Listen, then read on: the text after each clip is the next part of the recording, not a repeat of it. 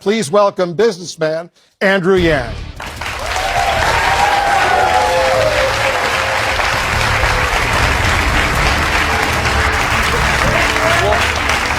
Thanks very much. Welcome. Thanks very much for coming. Please be seated. Mr. Yang, so what's the first thing you would do, and welcome to the CNN, this is a historic town hall. Welcome. What would be the first thing you would do to deal with this climate crisis if you were elected president? Well, the first thing I would do is rejoin the Paris Accords. We need to let the world know that the U.S. is open for business when fighting climate change is concerned, that we want to be the leader. And then I would redefine our economic benchmarks to actually include environmental sustainability. Because right now, the trap that Democrats are in is that we're being told that moving towards a green economy is bad for jobs, it's bad for business. And that couldn't be further from the truth. We actually need to redefine our economic measurements to include clean air and clean water and let America know that. So how do you change that? Well, the great thing is we made up GDP almost 100 years ago. Really? And even the inventor of GDP at the time said this is a terrible measurement for national well-being and we should never use it as that. And here we are almost 100 years later following it off a cliff. So all we need to do is, as your president, I will go down the street to the Bureau of Economic Analysis and say, hey, GDP, 100 years old, kind of out of date. Let's upgrade it with a new scorecard that includes our environmental sustainability and our goals, the carbon footprint that companies are putting out there, but also our kids' health, which is tied to the climate, health and life expectancy, also tied to the climate, mental health and freedom from substance abuse. These are all things we can tie to our economic measurements, and then you will see us accelerate in a big way, because we can't fall into this trap, this false dichotomy that what's good for the planet is bad for the economy. All right, we have some questions, starting with Evan O'Neill, who's here. He's from New York City, works for the New York Solar Energy Industries Association. Evan, go ahead. I live at sea level in New York City. You said in a presidential debate that we need to retreat from vulnerable neighborhoods such as mine. Is this a viable option for New York? It's one of America's great cultural and economic assets. How do you propose to help places at risk due to climate change? Will funds be available for adaptation and relocation? How will those funds be generated and distributed? Thanks for the question. I was just in Portsmouth, New Hampshire, where they have hundreds of homes that are flooding on a regular basis, 26 times or more per year. So imagine living in a home that's prone to flooding at that level of frequency, which is even more extreme than I suspect your home here in New York. So we would 100% make funds available to communities around the country for adaptation and resilience. And then we would take, and the big picture is we subsidize the fossil fuel industry to the tune of hundreds of billions of dollars. And so now everyone's looking around being like, where's the money? Where's the money? It's like, well, we know where the money is. We put hundreds of billions into the fossil fuel industry. We're still subsidizing it to this day. And now it's time to take some of that money and channel it to the needs of the American people. We're looking around, there are already climate refugees in the United States of America, people that we relocated from an island that was essentially becoming uninhabitable in Louisiana. We moved those people. None of this is speculative anymore. We need to get with the program, wake up to the reality around us, and let you know that you're not on your own. This is not a you problem, this is an us problem. And what do sophisticated, advanced societies do when there's an us problem? We put some of our collective resources to work and we solve the problems on the ground. Would you eliminate some subsidies for fossil fuel or all subsidies? I'd get rid of them all. I mean, why would you leave any of them all? And I have to say, well, it's even darker than this, because you know how they've been spending some of their money, their billions of dollars in profit, on a misinformation campaign to the American people. And they've taken our legislature hostage. They have the fossil fuel lobbying industry that's in the tens of millions a year. And so we have to take back our government for the American people. I've been running for president now for a number of months, and this is the brutal truth in our society. There's the people on one side and the money on another. And you know a lot of the money is fossil fuel companies. So what do we have to do? We have to bring these together. We have to align the people and the money. Now, how the heck do you do that? My plan is to give every American citizen 100 democracy dollars that you can give to any campaign or candidate that you like in any given year. This would wash out the lobbyist cash by a factor of 8 to 1. It would make it so that if I'm a candidate and you like me, and then I get 10,000 Americans to like me, let's say in a congressional race, that's $1 million. And then when the fossil fuel company comes and says, I've got a check for you for $50,000, you can say, I don't need your $50,000 check. I have the people. That's how we take the government back from fossil fuel companies and start getting our government working for us again. All right, I want to stay on this subject. We have a question from Vic Barrett from White Plains, New York. He's a fellow with the Alliance for Climate Education, has spoken at the UN Conference on Climate Change. He's among 21 youth activists between the ages of 10 and 21 who are suing the government for its contribution to climate change in the case of Juliana versus the United States. Vic, go ahead. Wow, so innovative. Hi, thank you for taking my question. Do you agree that the President of the United States has the constitutional obligation to end federal government support and promotion of a fossil fuel energy system, considering it endangers all citizens, especially young people like myself and future generations? As I just stated, I would end all fossil fuel subsidies, and I'm going to take it a step further. I proposed a constitutional amendment that makes it the responsibility of the United States government to safeguard and protect our environment for future generations.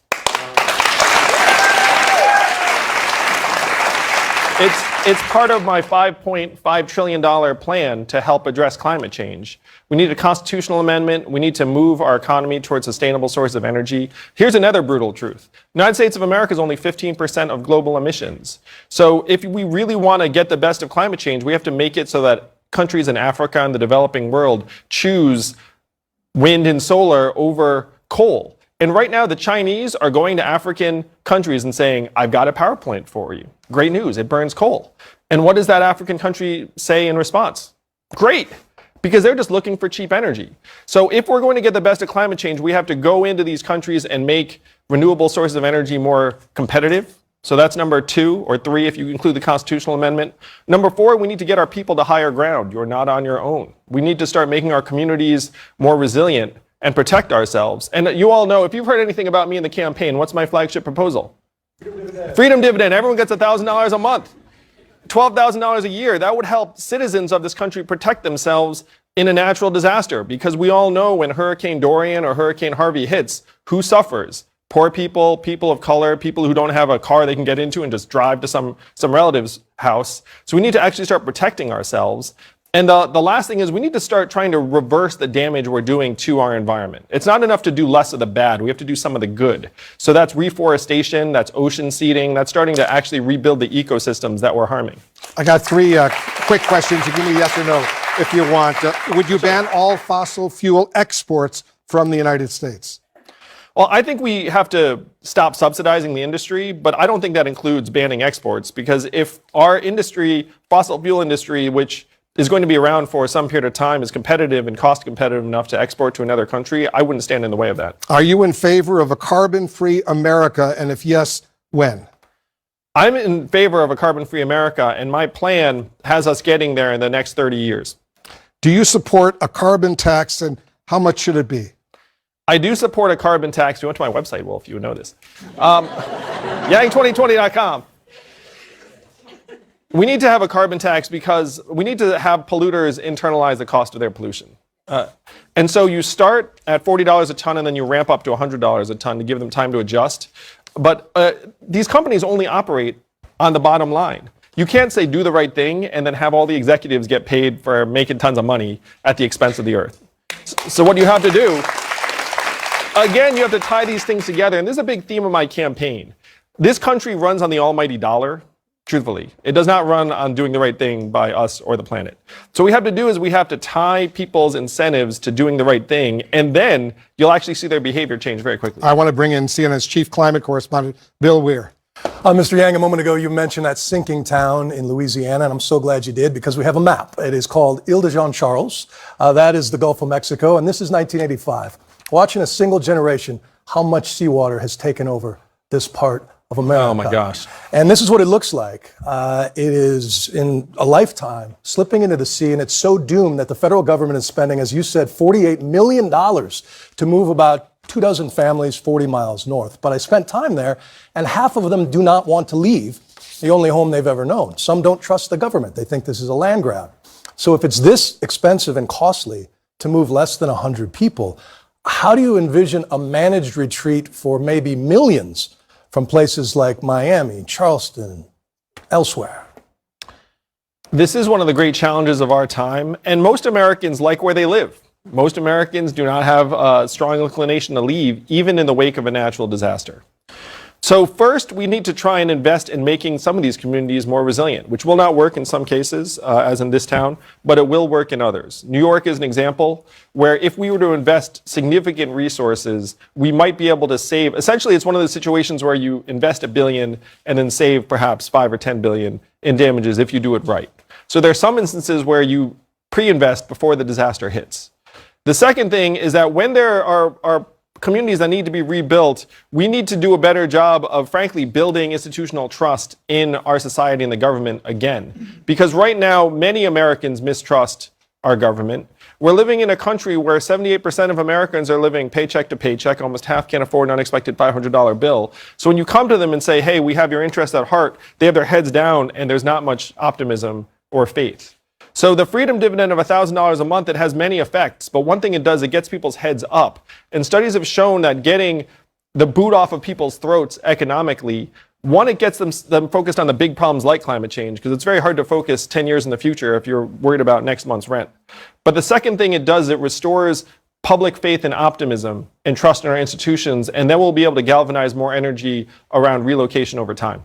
We have more questions for you, Mr. Yang. I want to take a quick break, a lot more on the climate threat. And in just minutes, it will be Senator Kamala Harris's turn on the stage. We'll be right back. Kamala Harris and Amy Klobuchar. Let's continue now with businessman Andrew Yang. Mr. Yang, I want to go to Sarah Smith, a graduate student at Columbia University studying climate and society. Her question is about geoengineering technologies that would aim to reverse global warming. Sarah? Your platform relies heavily on geoengineering and locally based efforts rather than aggressive federal emissions policies. Geoengineering poses major risks, and according to last year's IPCC report, even aggressive development of carbon removal technology is unlikely to keep warming below 1.5 degrees Celsius, absent substantial rapid reductions in emissions. Can you quantify the reduction in CO2 attainable from the geoengineering strategies you propose? I just want to clarify a point that she's making for some of our viewers. Sarah's question mentioned 1.5 degrees Celsius, which is the temperature increase that the international community, as you well know, considers catastrophic. Yeah. Congrats, Columbia is a great school. I went there myself. That doesn't make it good. So first, geoengineering is not the primary approach at all. We have to reduce emissions first and foremost. And if you look at my plan, of the 5 trillion, like a fraction of one of the trillions is looking at geoengineering. We have to get the best of emissions. It's the primary driver of climate change. Geoengineering, I just want us to think very, very big picture of what's happening. You have countries, island countries on the other side of the world that are literally sinking underwater. And we're lifting people, the UN is helping people move. Now, they don't have the capacity to do something dramatic to alter the environment. But imagine a country like China 25 years from now, who's going to be bearing the brunt of climate change in the same way that we are. They're not very consultative. And so you can imagine them doing something that affects us and the rest of the world, spraying sulfur dioxide into the atmosphere. So we need to face facts about the scope of the challenge and lead globally. So I would convene a geoengineering summit and get countries from around the world to make sure that we don't have rogue actors just going off on their own. So this is my approach. It is not the primary approach, but it's something that we need to explore in the days ahead, because the reality is the last 4 years have already been the 4 warmest years in recorded history. July is the warmest month in recorded history. The Earth is likely getting warmer around us, and even as we're attacking emissions, we need to start researching innovative methods to address climate change. I want to follow up on that specific point, Mr. Yang, because you want to invest in these new technologies. I do. Like space mirrors and, as you point out, cloud seeding, which is actually spraying sulfur dioxide into the atmosphere.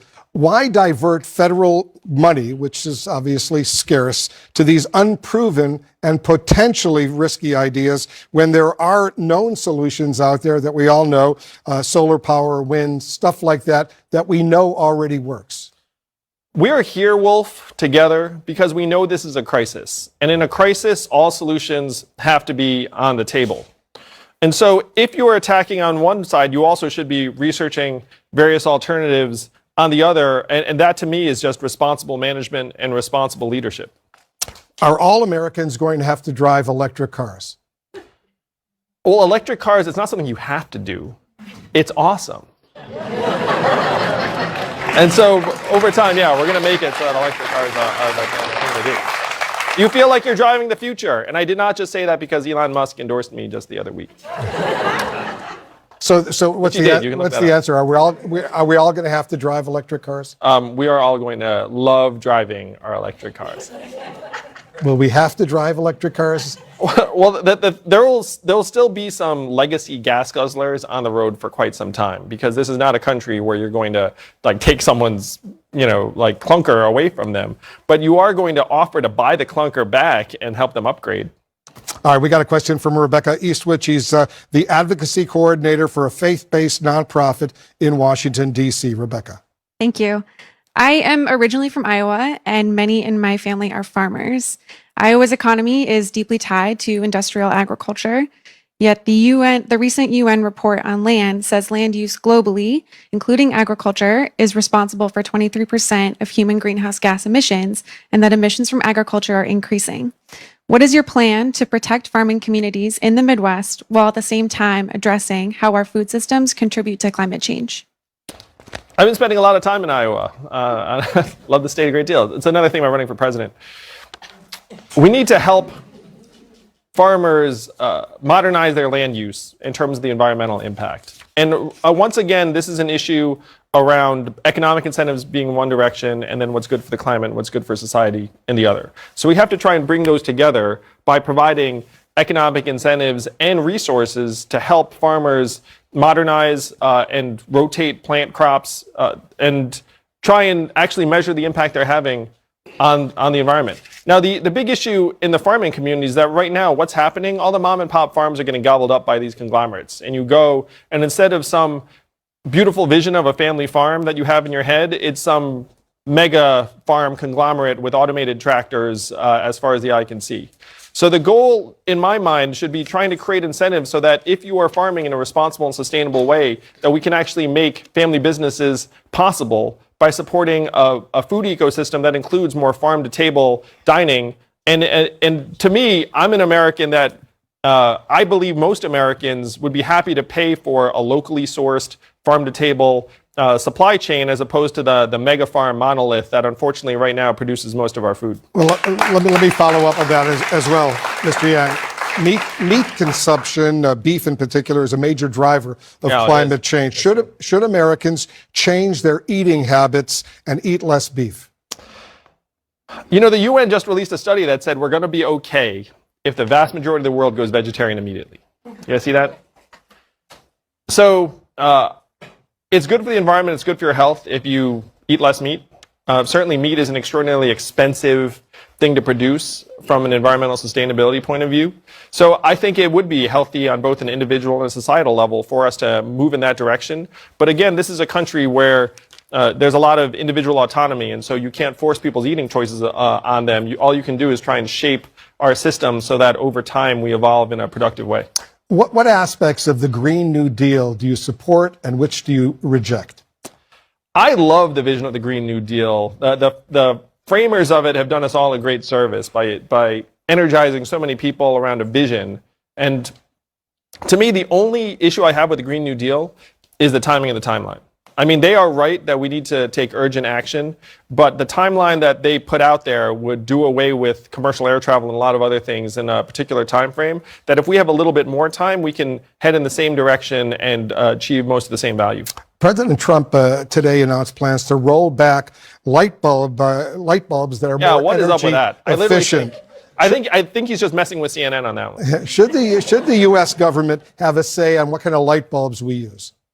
Well, certainly, if we do have a say in what light bulbs we use, we need light bulbs that don't burn out. Because you know these light bulbs are in manufacturers, they intentionally burn out. So there's an industry and we replace them over and over again. Do you think that's good for the earth? Of course not. So if anything, we should be pushing regulations that make it so that our light bulbs consume less energy and need to be replaced less often. All right, let's go to Wendy Fleischer. I can't believe I'm who's talking with about us. light bulbs. You know, that's what happens. Wendy is from Brooklyn. She's a consultant for environmental and social justice initiatives. Wendy. Thank you. You mentioned China a few times. Some climate action naysayers say that China should act first. So tell us why the United States should lead in moving the country and making a transition, a just transition to a clean, healthy, clean energy economy. And who would benefit from the changes you propose? And how does your plan ensure that hardworking Americans are benefited and not hurt? Well, to me, the U.S. is vital to building an international consensus on climate change. And so we need to act first, because by forming the table and saying who's with us on this, then we can galvanize dozens of our allies and partners in the Western world. And I believe that China would be a partner, because they're seeing the worst effects of climate change on an epic, almost unimaginable scale. And if you take a look at some of the smog in some of their major cities, like, people literally just wear masks just for their own health and safety. So the U.S. has always been a global leader. We are still the focal point of the world's economy. And if we lead on this, then we can move people in the right direction very quickly. As for American workers, I was just with Ned Reynolds, who's an entrepreneur in New Hampshire. If you imagine what we have to do, we have to install solar panels on hundreds of thousands of homes and buildings around the country. Think about the jobs that's going to create. Ned Reynolds started his own business. Now he's up to 260 employees, primarily solar panel installers in New Hampshire. So you talk about what's good for American workers. I think Ned's business is the business that we should be emulating around the country. I want to follow up on that, because how can you ensure that America's efforts to cut emissions won't be in vain if carbon pollution, let's say in China or India, continues to expand over the next decades? Yeah, that's why we need a global effort, Wolf. That's one reason why, to me, the Paris Accords, the only issue I have with them is that they didn't go far enough, because a lot of the enforcement mechanisms really aren't there. There are a lot of countries that sign them and just essentially it's like, well, I signed it, I feel good, but then their corporate actors are not necessarily integrating them into their operations. So one principle that we're going to have in our businesses here is that if you're a very large business, you need to measure your carbon imprint and your effect on the environment. And then if we extend that to operations in other countries that are either of U.S. companies or over time our trading partners, then we can have more sophisticated standards that include environmental impact, not just for American companies, but the companies and countries we do business with. As all of us who have followed your campaign know, you're an advocate for what's called universal basic income. Do you think that policy of cutting everyone a check would be enough to help, for example, coal workers, others in the fossil fuel industry who would be put out of work in a transition to a green economy? Well, $1,000 a month is a game changer for tens of millions of American families. And while it's not going to replace someone's job, if you have a household with 2 adults, $24,000 a year is enough for you to make affirmative plans about your future, possibly go back to school, move, start a new business, take care of yourselves, make your family more resilient. And a lot of it, Wolf, is that people put this $1,000 a month. The question in my mind is, what's the alternative? Like, we know many of these jobs are going to be automated away or fade away in a transition to a renewable economy. So the question is, what do we have for American workers so they feel protected and part of the process? Tina Savitis is a student at Fordham University here in New York, originally from Norwalk, Connecticut. Her question is about PFAS, toxic chemicals that have been found in U.S. drinking water sources. Good evening. There's a lot of new studies coming out on the destructiveness of PFAS and how it harms human health. They're prevalent throughout the environment. So what is your plan for regulating the materials that go into the products that are used by everyday Americans? We need to do much more. I'm the parent of 2 young boys, one of whom is autistic. And as a parent, when you have your kids drinking water or using various toys and household items, there's always something in the back of your mind, which is this safe? And I just came from Flint, and while this is a separate issue, it's kind of the same in the sense that the folks in Flint discovered that their water was toxic after the fact and are still recovering. So to me, safe drinking water is a fundamental human right, and that if you're an American, you should not be stressed out about the water that you are drinking and your kids are drinking. And this is, again, the problem with having the almighty dollar running our society, where people look up and say, oh, replacing the pipes is expensive, or, oh, another substance would be more expensive. Are you kidding me? You know what's expensive? Poisoning our kids. Yes. As you know, Mr. Yang, 20% of U.S. electricity is generated from nuclear power plants. What would you do with those plants? Would you decommission them? To me, nuclear energy needs to be on the table in a transition to a more renewable economy. Because our society consumes a great deal of energy, and nuclear right now, it gets a bad rap in part because the technologies we're using are antiquated. And so if you look up, we are working on these new generation nuclear reactors that use thorium instead of uranium, and thorium is not natively fissile or radioactive. So the odds of a catastrophe drop precipitously. It's much, much safer to dispose of. It produces much more energy. So we need to upgrade to thorium-fueled reactors. And to me, though, trying to get rid of all the nuclear power plants that produce 20% of the nation's energy is not going to help us accomplish our goals. Would you ban all offshore oil drilling? Yes, I would. Okay.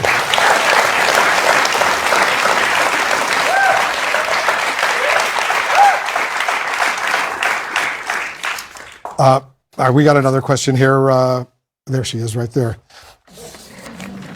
Laura Cottingham is a lawyer who specializes in environmental litigation and private practice. She also works with Columbia University Sabin Center for Climate Change Law.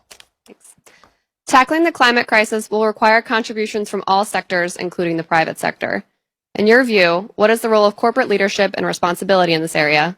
How will you work with businesses to create the necessary incentives and initiatives to drive meaningful progress on climate change? I'm happy to say that American business is waking up. And the Business Roundtable led by Jamie Dimon recently announced that they need to have a broader view of their own economic impact than shareholder value. They need to expand it to stakeholder value, which includes their impact on the environment. So working with businesses, first, a carbon fee is going to go a long way because all of a sudden they have to pay when they pollute. So that's going to be immediate. And they'll just look up and they'll do the right thing by their own businesses. But the second thing is if we make economic impact part of our economic measurements, and then each company has to report on them, then you'll see their behavior change very, very dramatically because in this country, you aim towards what you measure. One of the big problems in America is we are measuring the wrong things. Under my presidency, we will start measuring the right things, and businesses will be my willing partner in this. Let's go to a video question submitted by Patrick Stolenwerk from Chicago. He's a PhD candidate in physics at Northwestern University. Patrick. According to the Cost of War Project by Brown University, 1.2 billion metric tons of greenhouse gases have been released by the military since the start of the 2001, quote, global war on terror. What will you do about the role of the military-industrial complex in contributing to climate change? It's a great question. My father actually got a PhD in physics. I'm talking to him like he's here. He's not here. It's disappeared from the screen. We're spending $750 billion that we know of on our military-industrial complex every year. And I'm going to share a story that I heard secondhand, so I can't verify it. But there was a Top Gun, a fighter pilot, who said that his least favorite time of the year is at the end of the fiscal year because he flies over the Pacific Ocean and dumps oil into the ocean. Now, why is he doing that? Because they have to use all the oil that's budgeted or else they won't get the same amount budgeted the following year. So this broke his heart. Broke my heart to even hear this story. What we have to do is we have to take some of the $750 billion and start channeling it towards our infrastructure, which will be an evergreen need. We know we need to make it more sustainable over time. But again, in America, we follow the almighty dollar, and right now there are hundreds of billions being spent on our military that is generating a ton of emissions and pollution. And so if we take a significant portion of that budget and channel it towards infrastructure, we can make a good out of right now a huge net negative. What's the biggest personal sacrifice you want the American people to make in order to deal with this crisis? You know, well, I was thinking a lot about this. Like right now, we feel all this pressure to have our micro impacts be low. So you carry a bottle instead of getting bottled water. You get those really irritating straws, sometimes not of your own choice. You recycle, you compost, but then you have this sinking feeling in the back of your mind that your actions are not actually going to move the needle in the context of a $20 trillion economy. And so what I would ask of the American people is to think bigger about the changes we can make collectively, and that stop thinking that if you take some personal action, it's going to solve things, because the reality is we need to bring the entire world together. Thank you so much for joining us. We appreciate it very much. Thank you.